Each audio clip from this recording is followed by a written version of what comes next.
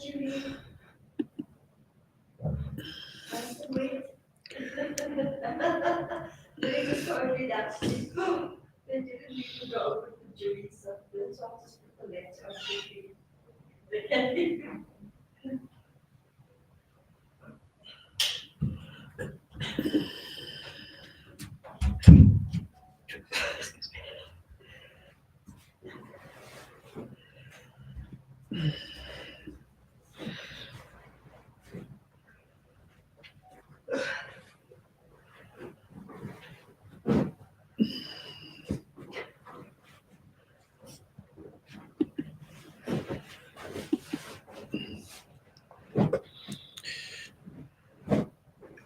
A very good morning to you on this rainy Monday morning. We are in Johannesburg where the weather is inclement. And on this 9th day of June, if you've joined us, you have joined us on the 5th connection, where we are talking through the storyline of what it means to be mindful. What does mindfulness look like in the life of a follower of the way? Remember, we are followers of the way that is Christ. Our labels, in a sense, mean absolutely nothing because a label limits. Labels are good for stuff, but not for people. So we're talking through the storyline in this very significant book, and we are in chapter 3. And in chapter 3, we noticed that the important idea in chapter 3 is the posture of dispositional knowing. Dispositional knowing differs from propositional knowing. Propositional knowing has to do with sentence statements that we embrace because we feel that is the be-all and end-all of knowing. Propositions. Well, we are given on this channel to dispositional knowing, which gives rise to propositional knowing. Propositions are the currency of dispositional knowing, and they become the starting points. For many, they are end points because we are constantly learning, we are constantly growing deeper and going wider and experiencing a more full encounter with reality. So Paul has come through the first 2 chapters of the story where he talks about what inspires connections, because mindfulness has to do with vital relationality. It's about people and how people live together, how they relate around the reality which is Christ. And this reality is a modal cruciformity. It is a reality in which we are learning more and more to imbibe the mind of Christ. The disposition that pervaded his life is to pervade our life, and it only comes through the humbled self exalted in chapter 2 from verse 1 to verse 11. And then in chapter 3 he switches and he shows the danger of fatal ideology.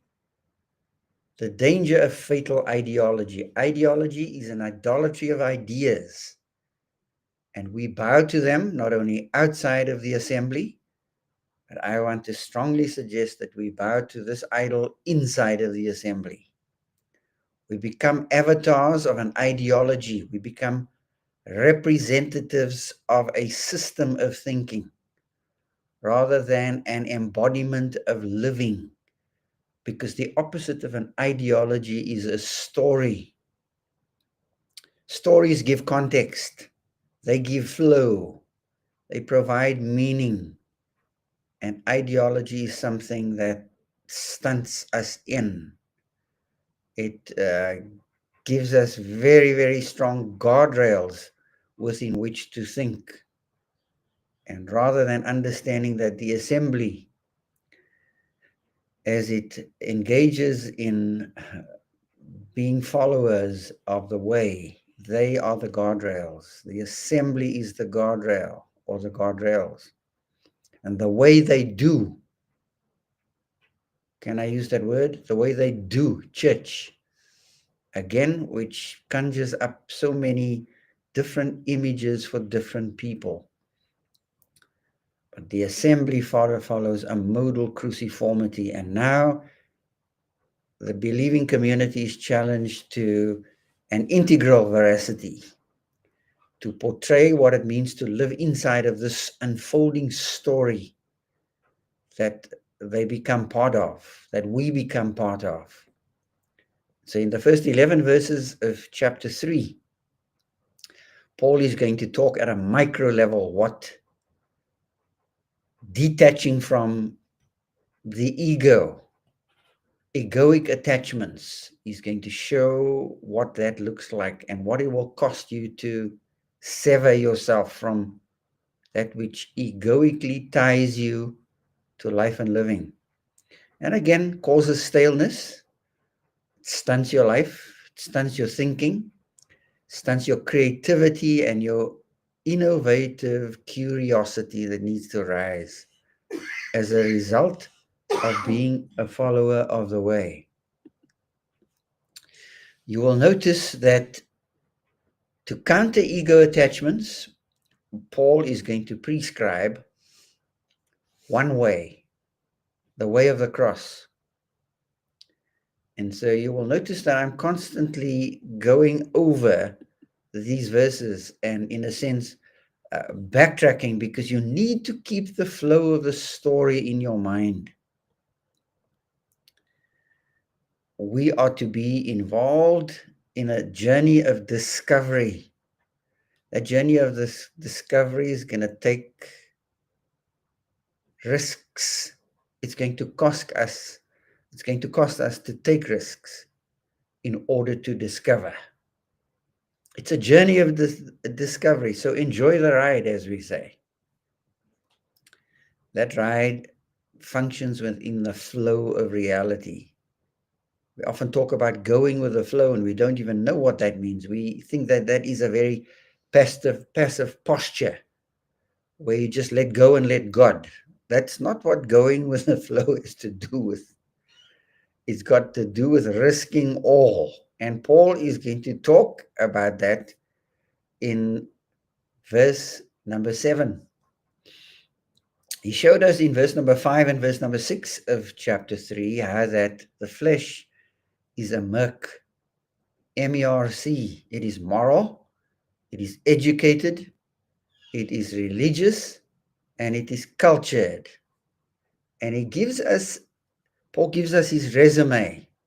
This is what his resume looked like, his CV, his AAA CV, abilities, attributes, achievements. Abilities, attributes, and achievements.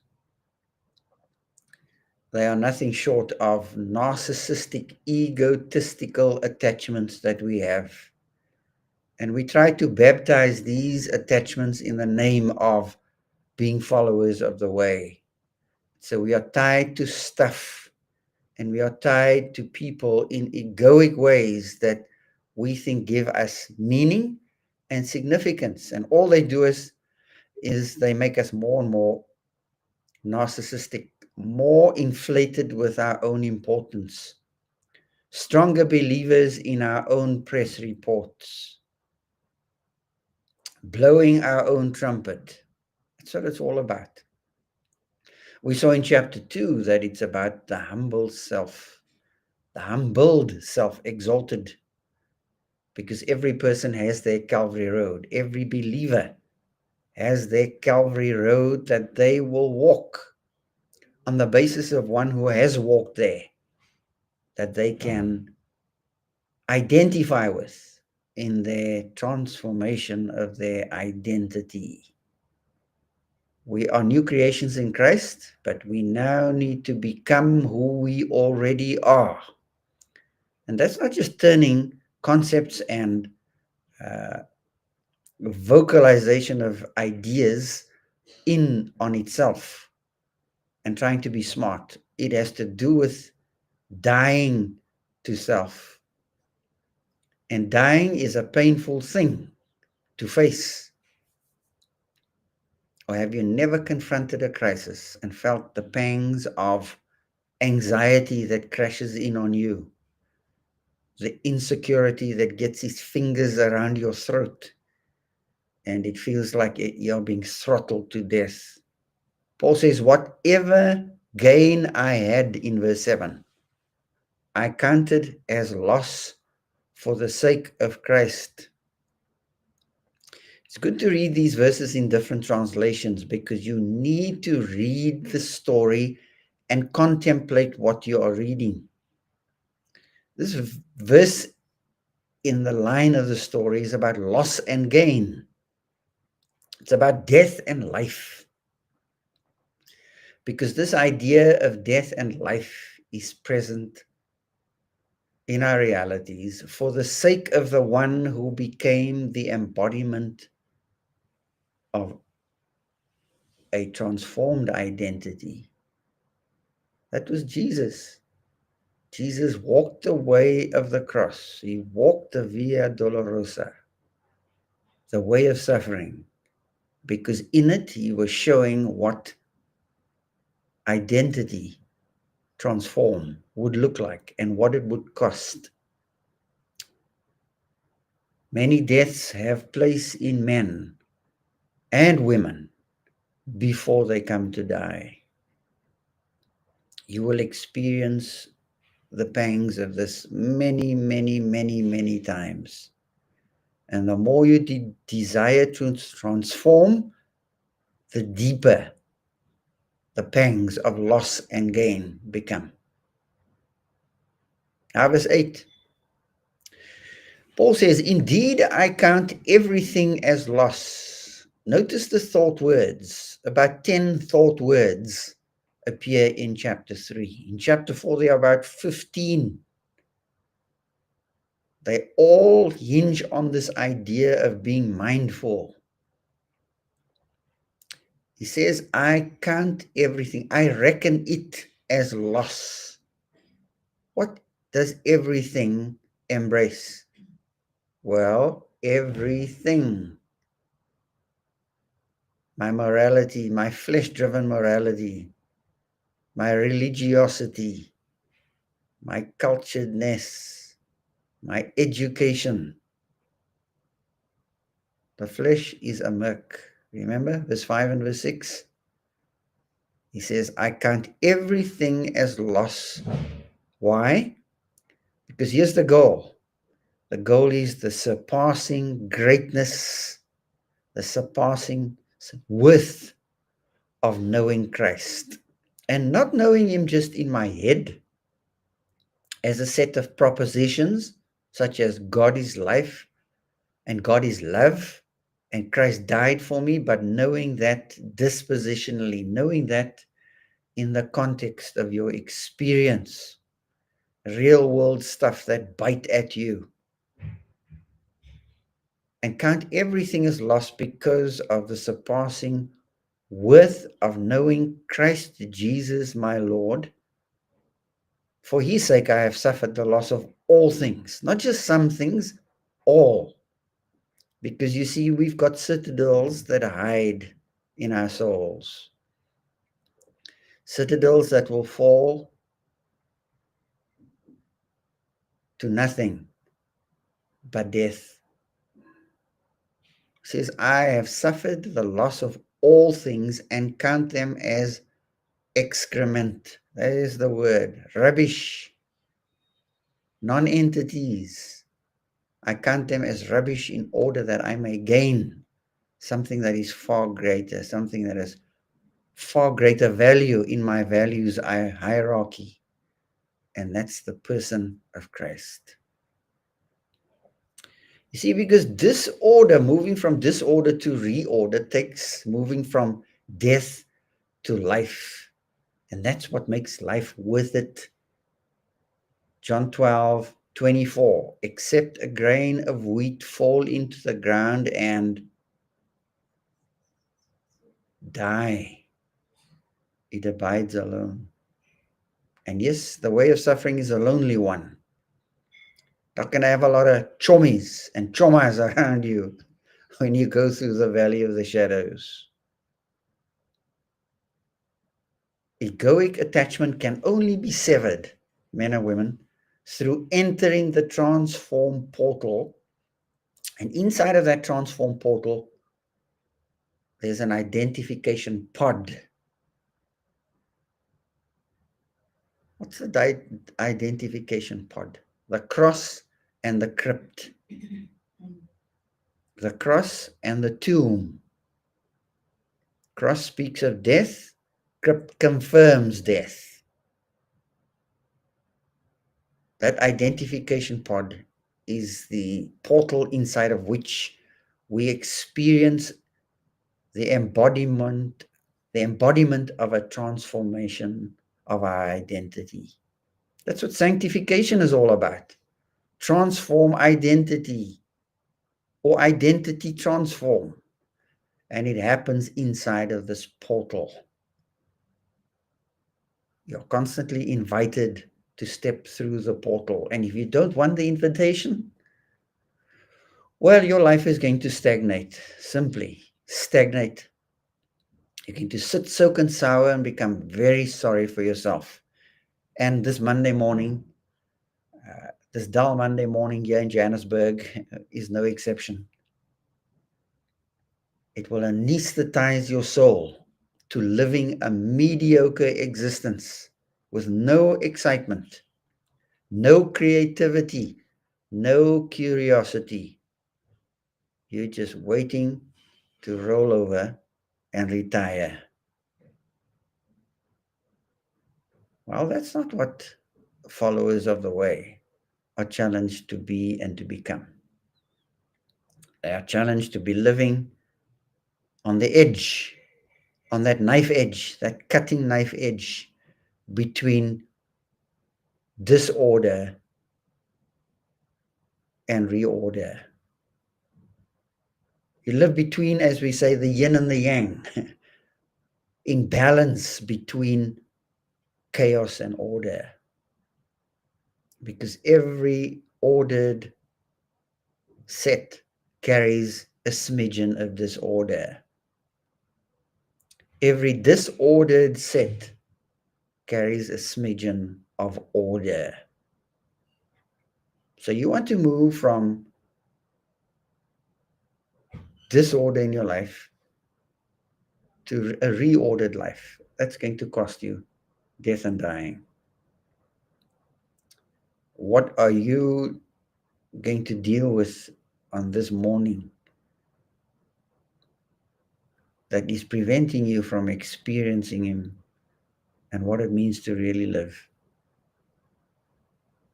Is there an attachment in your life that needs to be severed? And severance is a painful thing. To be severed from a parent, to be severed from a relationship that is debilitating, to be severed from your dependence on money, to be severed from dependence on debilitating relationships in your family.